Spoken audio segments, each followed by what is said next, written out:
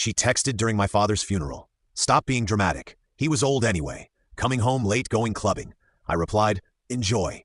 Then I emptied the house while she partied and left divorce papers on her pillow when she stumbled in drunk at 4 a.m. to a completely bare home. I, 36 male, was standing at my father's graveside when the text came through. My wife, Kendra, 33, had left the funeral for work emergency an hour earlier. Dad had just been lowered into the ground. My mom was sobbing into my shoulder. My phone vibrated. Kendra, still at that depressing thing. Stop being so dramatic. He was old anyway. Coming home late, going clubbing with the girls. You need to get over this moping already. It's been 3 days. 3 days since my dad died of a sudden heart attack. 3 days. My mom saw my face change. What's wrong, honey? Nothing, Mom. Just work stuff. I typed back one word. Enjoy. Then I made a decision that had been building for months. This wasn't the first time Kendra showed zero empathy, but disrespecting my father's funeral, that was the line. My cousin Pete, 39M, was there. Contractor, owns his own moving company. Pulled him aside. Pete, I need your truck and your crew right now. Now, bro, we're at Uncle's funeral. Showed him the text. His face went dark. That bet. Okay, what do you need? Everything that's mine out of my house today while she's clubbing. Done. The boys are actually free. Was going to give them the day off for the funeral, but they need the hours. My mom tried to insist I come to the reception. Made excuses about needing to handle Dad's paperwork immediately. She understood. Dad was always the handle business first type. By 2 p.m. I was at the house with Pete and 4 of his guys. Also had my brother-in-law Jerome, he's a lawyer, on speakerphone getting emergency divorce papers ready. The thing about Kendra, she never paid attention to what was actually mine versus hers versus ours. Most of our furniture, I bought it before marriage or inherited from my grandmother. The TV, gaming systems, kitchen appliances, all purchased by me. Receipts in my name. Even her precious wine collection was stored in my wine fridge that I bought myself as a birthday present. The movers were surgical. My grandmother's dining set. Kendra always said it was too old-fashioned. Anyway, the living room furniture I bought with my first bonus. My home office entirely. Desk, chair, computer, monitors, the works. The bedroom set bought before marriage. Every kitchen appliance except the microwave that was hers. All my books, vinyl records, tools, the smart TV and entertainment system, even the good towels. Wedding gift from my side. Left her her clothes and makeup neatly piled in the corner. The microwave, her yogurt maker she used once. The couch her mom gave us, ugly as sin, one folding chair from the garage, her photos and personal items. The pettiest part, I canceled the utilities effective next day. All in my name and changed the locks. Building manager was cool about it. Lease was only in my name anyway since I'd lived there 2 years before marriage. Jerome had the divorce papers ready by 400 p.m. Uncontested divorce filing citing irreconcilable differences. Very generous. She gets her car, still making payments. Lol. Her personal belongings and nothing else. No alimony requests since she makes more than me at her marketing job.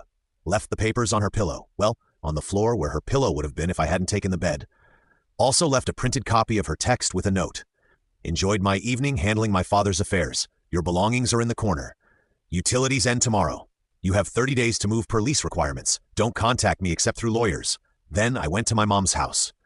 We looked through Dad's photos and cried together like normal people do when they lose someone. Update 1. It's been 48 hours since the funeral. And who boy? Kendra came home at 4:17 a.m. Ring doorbell still sends me notifications. The video is her stumbling drunk, trying her key 3 times, then slowly realizing it doesn't work. The confusion, the panic, then finding the lockbox with the new key I left for her. Jerome said I had to give her access for 30 days. The scream when she got inside woke up 3 neighbors. Mrs. Patterson called the cops thinking someone was being murdered. 6 a.m. The text started. 67 of them in 2 hours. Evolution was fascinating. WTF, WTF, WTF. Where is everything? This isn't funny. Bring it back. You can't do this. I was joking about your dad. You're overreacting. I'm calling the police. The police say it's a civil matter. Please answer me. You're being abusive. I'll destroy you in court. Called Jerome. He laughed. She can't destroy anything. No kids. Short marriage. She makes $90 to your $70K. And you have documented cruelty during a family death. Judge will laugh her out of court. Then came the flying monkeys. Her mom, Dedra, called, how could you leave my baby with nothing? She has her belongings in a folding chair. She says you stole everything. I took my property, premarital and inherited items. Have all receipts. She was grieving too. Your father was like family to her. Really? Which funeral home was she grieving at last night? Tequila Sunrise or Club Paradise? Her best friend Astrid, you need therapy. This is psychotic behavior. What's psychotic is texting. Stop being dramatic. He was old anyway about someone's dead father during the burial. She didn't mean it like that. How did she mean it, like stop being so sad at his funeral? Well, when you say it like that, goodbye Astrid. But the best part? Kendra's job. See, she told her boss she needed 3 days off for a family emergency. Even got bereavement leave because her father-in-law, who was like a father to her, died. But remember that clubbing night? She posted it all on Instagram. Stories of shots dancing on tables, making out with some random dude. Yeah, caught that too. Captioned, "Living my best life, Freedom Friday." Her coworker Heather, who follows her, saw everything. Heather, who had to cover Kendra's emergency workload. Heather, who missed her own anniversary dinner to handle Kendra's Friday presentation. Heather took screenshots. Heather sent them to their boss with the subject line, "Kendra's family emergency Thursday night." Kendra wasn't fired, but she got written up and lost her quarterly bonus. That's $5 gone. She tried to contest the divorce filing, said she needed time to process the emotional trauma. Judge gave her 30 days to respond, but wouldn't delay the initial filing. Update 2. Week 2. The entitlement went nuclear. First, she tried to break back in while I was at work. Changed the locks without telling me illegally, but whatever. Got home to find the door damaged and her inside. Trying to move my grandmother's china cabinet. This is still my home for 18 more days. And breaking and entering is a crime. You can't prove I broke in. I live here. Showed her the ring footage of her literally crowbarring the door. The police are on their way. She ran, left the crowbar. Cops took a report, but said since she technically still lived there, it was complicated. But the property damage, that's a crime. Didn't press charges, but documented everything. Then she got crafty. Filed a restraining order, claiming I was financially abusing her by taking all the furniture. Judge took one look at my receipts and her $90 case salary and threw it out. But I had to miss a day of work for court. The smear campaign started next. Facebook posts about being abandoned by a narcissist during her time of grief. What grief? She literally posted club videos the night of the funeral. My dad's sister, Aunt Ruth, absolutely destroyed her in the comments. Grief. You left Bob's funeral saying you had diarrhea, then posted yourself doing tequila shots 2 hours later. We all saw it. You're lucky all he did was take his furniture. Bob would have haunted your disrespectful forever. Post deleted within an hour. But here's where she really messed up. Remember that guy she was making out with at the club? Turns out he's married. His wife found the videos through a mutual friend. His wife is a partner at Kendra's dream company, the one she'd been interviewing with for months. Guess whose final interview got mysteriously canceled? The rage texts that night were unhinged. "You ruined my career." That job was mine. "You must have called them. I'll sue you for interference." Didn't respond to any of it, just forwarded to Jerome. Then came the extinction-level stupid move. She tried to sell my dad's tools. I'd moved them from the house to Mom's garage. But Kendra knew where the spare tea was hidden. She loaded up Dad's entire tool collection, some vintage stuff from his father worth probably $15 total, and listed them on Facebook Marketplace. My uncle saw the listing, called me immediately. I drove over with the police this time. She was in the garage negotiating with some buyer. "Those are stolen property," I told the buyer. "Here's the will showing they were left to me. Here's the death certificate dated 2 weeks ago." Buyer ran. Kendra tried to play it off. I thought they were communal property. "Cop, ma'am, you're selling items from an estate that's still in probate. That's theft. He's my husband, it's partly mine. Ex-husband, I corrected. And no, inheritance isn't marital property." She got arrested. Actually arrested. Spent a night in jail before Dedra bailed her out. The charges were dropped eventually. Jerome negotiated that in exchange for her signing the divorce papers immediately, but her employer found out about the arrest. Another write-up? She's one strike from termination. If you're loving this wild tale of karma and drama, hit that like button and subscribe for more heart-pounding stories straight from real life. Your support means the world. Now, update 3. Kendra's world was crashing hard. She couldn't afford the apartment alone. Our rent was $2,200 a month, and while she made more than me, she had insane spending habits. Designer bags, weekly nail appointments, that kind of thing. Her solution? Move in with Dedra. But Dedra had conditions. No overnight guests, no drinking, church every Sunday, pay $600 a month rent. Kendra lasted exactly one Sunday at church before she was caught on the church's security camera sneaking out during service to smoke weed in the parking lot. The pastor called Dedra. Meanwhile, my mom had been quietly devastating her in the community. See, Mom's been in our neighborhood for 40 years. She knows everyone, and she made sure everyone knew what Kendra texted during Dad's funeral. The family hairdresser refused to do Kendra's hair for her important work event. The local grocery store manager, Mom's book club friend, always seemed to be out of whatever wine Kendra wanted. The gym. Suddenly, her key card had technical issues every other day. Petty maybe, but Mom was grieving and angry. Dad had been beloved in the community. He coached Little League for 20 years. Kendra's disrespect wasn't just to me, it was to his memory.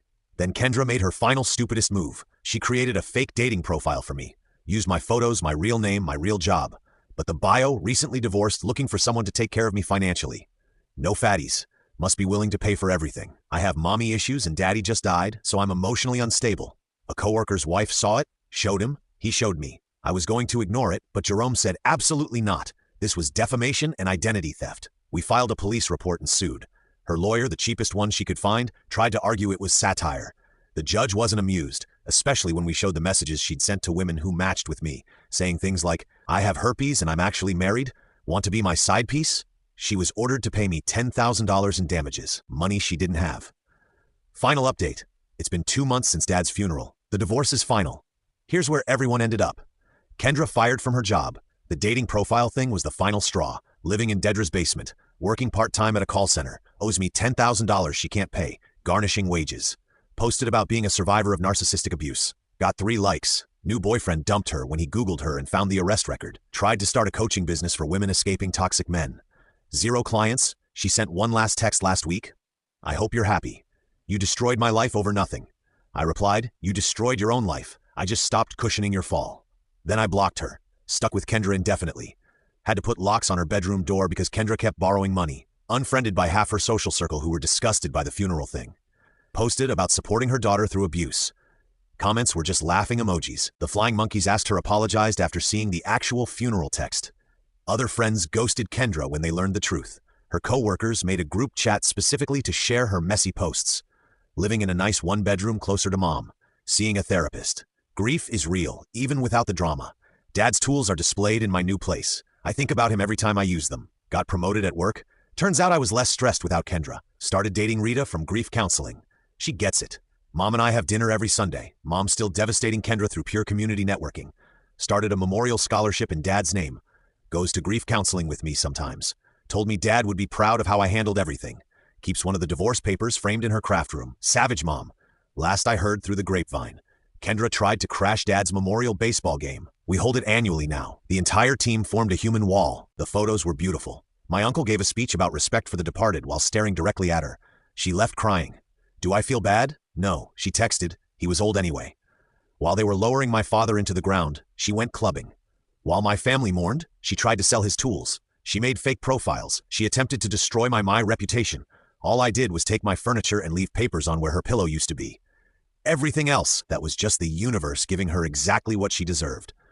Dad always said, "Son, when someone shows you who they are, believe them the first time." I should have believed her the first time she complained about having to attend my grandmother's funeral because it conflicted with a spa day. But hey, better late than never. To everyone asking, yes, I kept the crowbar she used to break in. It's displayed next to Dad's tools with a label Exhibit A in Why I'm Single and Happy. Rita thinks it's hilarious.